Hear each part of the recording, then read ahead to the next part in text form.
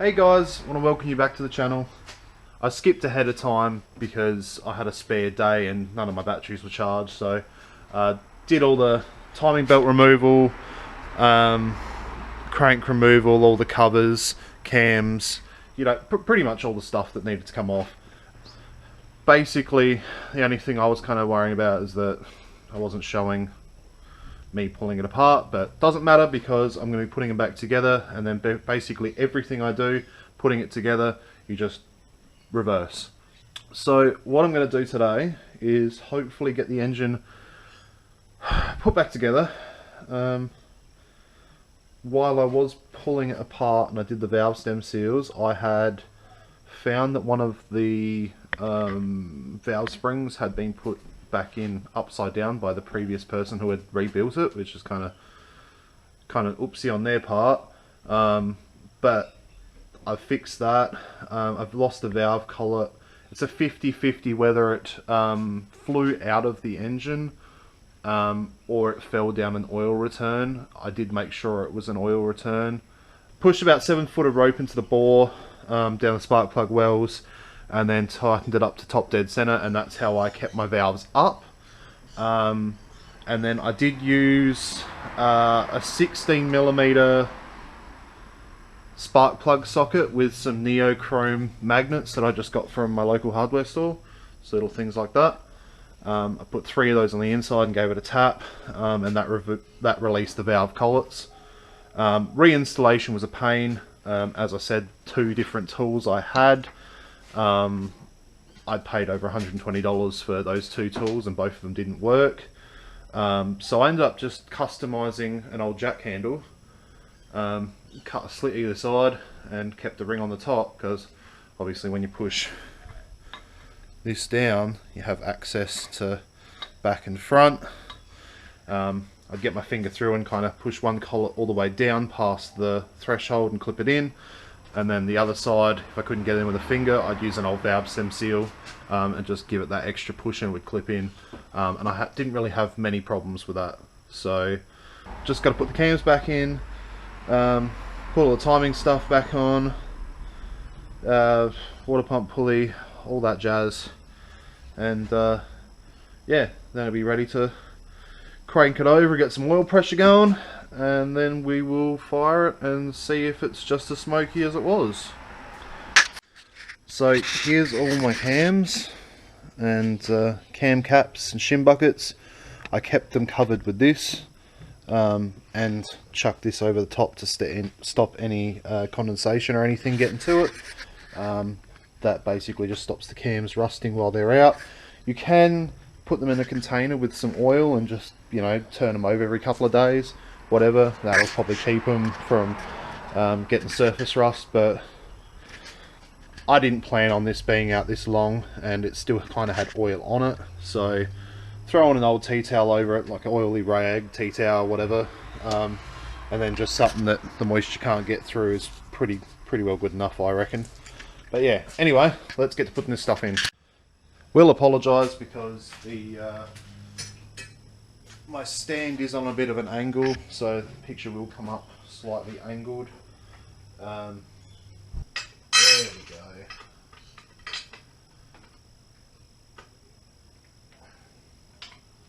Work on Toyotas all the time and I'm just unsure on how it went on.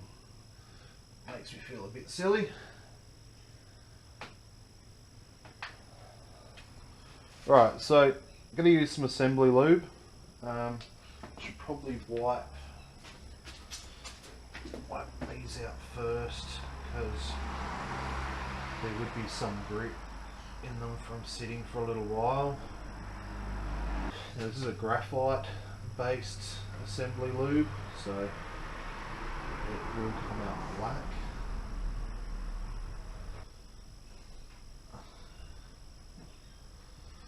Shit, I meant stuff. Next thing we're going to do is we're going to put the shim buckets back on. I have kept my shim buckets in order of the way they have come out, so it's going to be relatively easy to put them all back in, which is good. They still got a decent amount of oil on them, so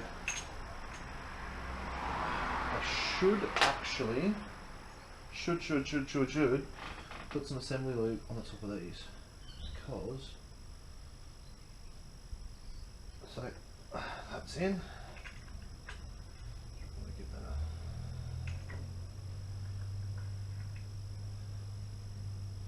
cool. That's two.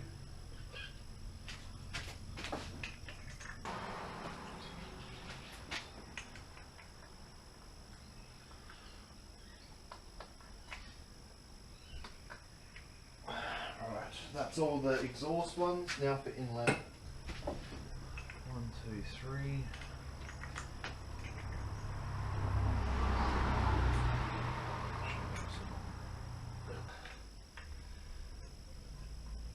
That one goes on that angle. These ones more upright. There we go. Come on. Help if somebody lined the springs up properly. Right. Now we're cooking with gas. Bit of assembly lube. Just whatever around. And there.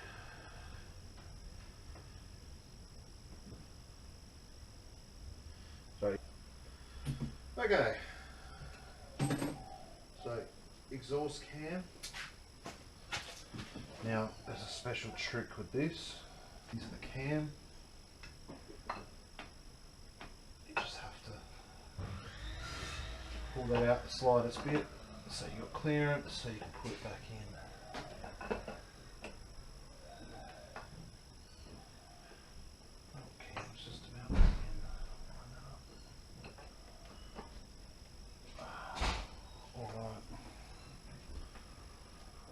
Sweet, I'll go grab the other one. Alright, so we've got the exhaust cam in, got the intake cam here. I'm reusing the seals because this engine was only rebuilt like roughly 40,000 kilometers ago, 45 maximum. So the seals are actually pretty good. Most people would say, oh my god, as if you're reusing the seals, but it's like, well, why not? Now, these caps are also labelled E5, E4, E for exhaust, so 5 being right at the back, 4, and there will be a 3, yep, E3 with an arrow towards the front for where the cam is, the cam gear rather, E2, and then E1's the very front one. I'm going to put that one on last. Get these things just done up because I need to make sure that seal's sitting in the right spot before I go whacking that cam cap back on.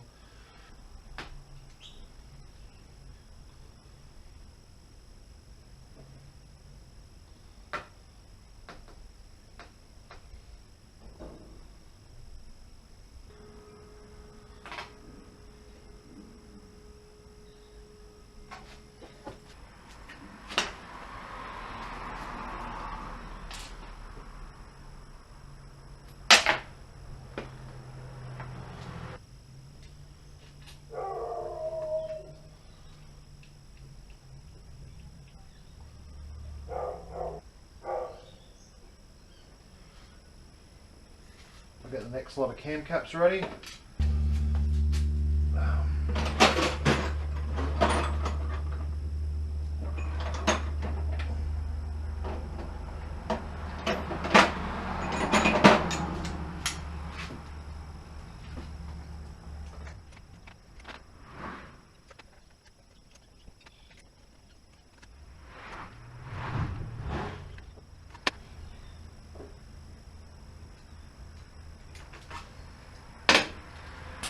Alright, so, oh, mine's a bit dirty.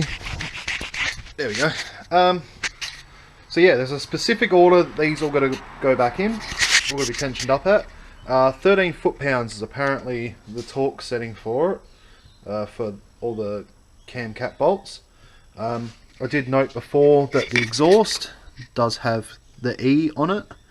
E for exhaust side, and it's numbered 5 through to 2, and then just E for, well, exhaust. And then same on the intake side, it's I2, I3, I4, I5, and the orientation of it is all facing towards the front. There's little arrows to point which way it goes. So this is basically foolproof. And we'll hit you with another time lapse. I know guys, I'm sorry, time lapses are the worst, but it's gonna give you another, so bear with me. Alright, so it goes in this pattern. This, it's 10, 9, 8, 7, 6, 5, 4, 3, 2, 1. Reverse order to taken off, so it's 1, 2, 3, 4, 5, 6, 7, 8, 9, 10. So, yeah.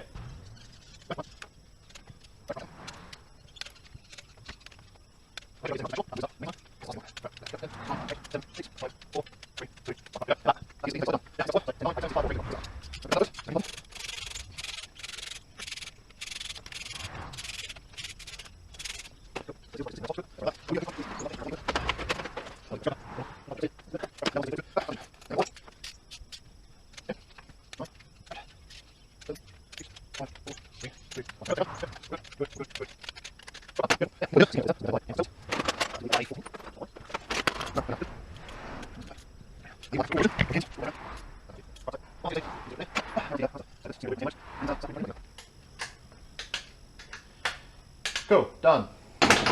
Beautiful. Now, next point of the agenda is to get the cams back top dead center. So I'm probably going to turn it by the cam nuts themselves. That's a bad idea. Right, so line them up TDC. TDC's roughly there. Now we're on to the harder stuff. So let's smear a bit of lube on these cam lobes and start putting the front of the engine back together. Also, always make sure to relieve the tension from your torque wrench after using, because excess torque for too long will mess with the settings, won't be accurate. Just one of those things. So, handy tip. Alright, so I've put the cam cover back on. As you see, there's a notch right there, followed by a dot on the cam. Now, they're roughly lined up, both of them. And to make sure you're in top dead center, put the cam cover on, as per usual, and then let's just scooch under here. Now, not to be able to see it, but on the back of the timing cog on the crank, there is a little notch. You'll probably be looking at it. Right here. That's it, right there. Now, on this, there's a notch just down from it, because the top isn't lined up 100%, neither would that be, but that means that it is at top dead center when that's in line, and the two cams are in line with the notches as well. So, cooking with gas. I've put the spring on the tensioner as well, right here. Hook the spring on, which goes back there. I just need to tighten that with the 10mm, and then timing belt's on, and we're ready to put the covers back on. Sweet as. Alright, so let's get this light out. Wow, that does a whole lot of nothing. Beautiful. Bad boy back on. Well, I put that on after. No, I think I put that on before. It looks like I put that on before. Okay, we'll put that on before. Now, I fit this one up here. Behind the water pump pulley. It's been a pain in my ass this whole time doing this. Right, so that one's in. I have 3 bolts here. Man, I've been hanging for this car to be running for like months and months and months. Now, I'm just trying to work out if I should just force it in, or spit on it first. I don't know. I feel like I did that last time and it worked and the part didn't break, so go me. One there. This car didn't actually have all the bolts in the timing cover when I got it, so you'll have to excuse me for randomly placing them wherever they can hold. That's in. Cool. How many more have I got? That's broken on this side, so that doesn't matter. I got one here. I got two at the top. Two at the top interfere with putting the water pump pulley on, so I'll put the water pump pulley on after. So that's fine. Alright guys, I'm going to source some bolts and we'll get back into it. Guys, so basically what I'm doing now, I'm just giving the seals a gentle wipe to get any sediment or crap off of it that's fallen on it while it's been sitting around. Now I've just cleaned up the edges of the head itself so it can be ready for putting the seal back on, but before I do, this is one of those things. Ultra Blue gasket maker, RTV gasket stuff. You put a little dab of this in the corner of these areas here.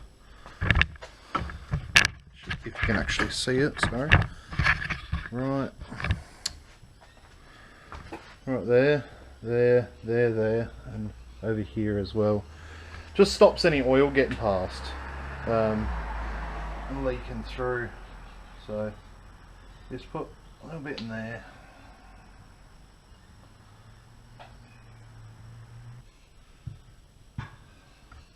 Right, so a little bit of that. Get a bit of a heat paper towel to wipe that off, because that's what we're going to do now. Is we're going to put the rocker cover back on. I'm not going to worry about putting any on the spark plug tubes because the gasket's pretty fresh, so it should be fine. Just going to move that loom out from under there because that can be a problem. There we go. Right, valve cover's on properly. Rocker cover gaskets, you don't actually have to tighten it down too hard, so just do them up by hand and give them like a little nip, because yeah, you start to crush your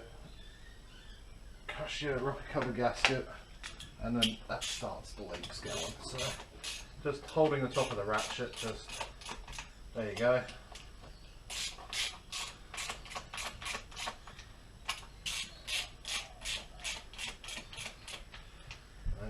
Feel, make sure it's all good.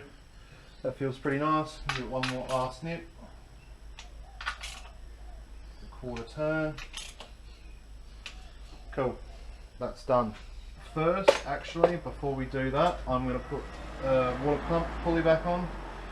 Pull this loom out of the way as well. Direct it to where it needs to go. Put this water pump pulley back on because it's a royal pain in the arse. Well, I'm going to do this from underneath. It's 4 10mm. Just going to do them up, hold the thing, do it up with a spanner, whatever. Don't need to see that. Alright, so yeah, had to go for a hardware store trip because I forgot that this bolt for my tensioner, I did it up too tight when I was trying to get some tension on the auxiliary belts to crack the water pump pulley, and I snapped it in half, as you can see. So I've just gone to the shops to get some of these. I was going to opt for high tensile, but there was 4 in a pack and I don't need 4, so I've opted to get the 2, and it was more expensive, which just sucks, but whatever. Yeah, chuck it back on the tripod, and then yeah, we'll chuck that pulley on and off camera, and then we'll get back to the top half of the engine. Cool. That's the only bit that needs to go back on, which is about to do right now. I do have Allen keys somewhere that aren't conjoined to this contraption. Yep, sweet. Right. Now we're cooking. I am going to leave the spark plugs out because I do want to crank it over for a little bit, just so I can get oil pressure back into it. Get everything nice and lubricated. Get back into there. All I need to do now is get the auxiliary belts, get them tightened up, and then we're good to crank it. Alright, so I just tried to crank it over just off camera. Battery's dead flat, so what I'm going to do is, while the car is like this, I'll do the oil and oil filter, and should be good. Okay, so all the filters up here. And make a god awful mess. Yeah, not really. I suppose it's been sitting for long enough that it's fine. That's very black though. It's very, very black. As you can see there, that's not metal shavings, that's just bubbles. Just in case you're wondering. Check a little bit in there. Oh, no pour, gang. Look at that. Let's see. Now, a little bit of that's going to go on the seal. So if you don't lubricate the seal, put it on dry, it can get caught and twist itself off or tear, and it won't be a very good seal. Screwing it on the wrong angle. Cool. I'm going to need some paper towel for that. That's a mess. Sump plug. Still got a washer on the sump, so don't have to worry about that. Sometimes you can change sump plugs, sump plug washer, because they're crushed or they're not sealing properly, but in our case she's pretty mint. So another thing, ratchet spanners, man, worth every dollar. Invest in some. My no funnel skills. Now, almost stepping into the oil pan full of oil. Oh, look at that. Oh. I'm not going to do it from higher than this. Screw that. And because I don't feel like having a mop up today. Okay. That's roughly half the bottle. That's 2.5 litres. Gonna pack up all the tools besides the socket tool, which is actually in my Harley bag, so I'll grab that off in a minute. Grab that out in a minute rather. And yeah, battery being dead means that I now have to move everything and bring my Stag in to jump start it. Just one more. Just one more.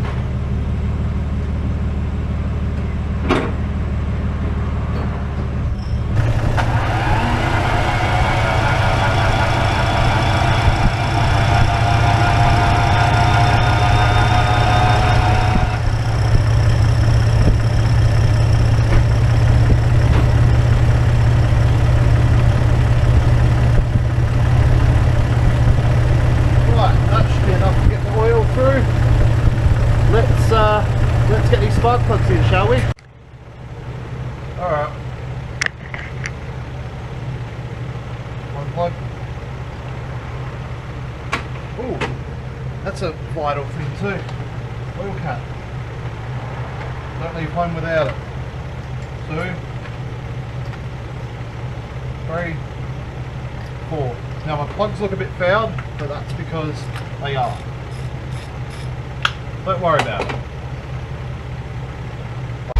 Alright, so jump ahead like 2-3 hours in time and it's running.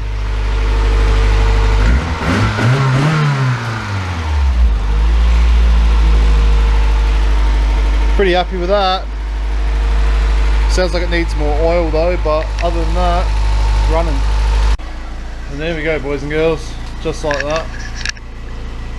Running and driving. Gave it a quick squirt down. Just running perler. Oof, look at that rear end.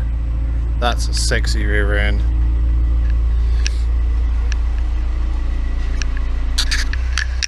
Well, I think that'll be it for today.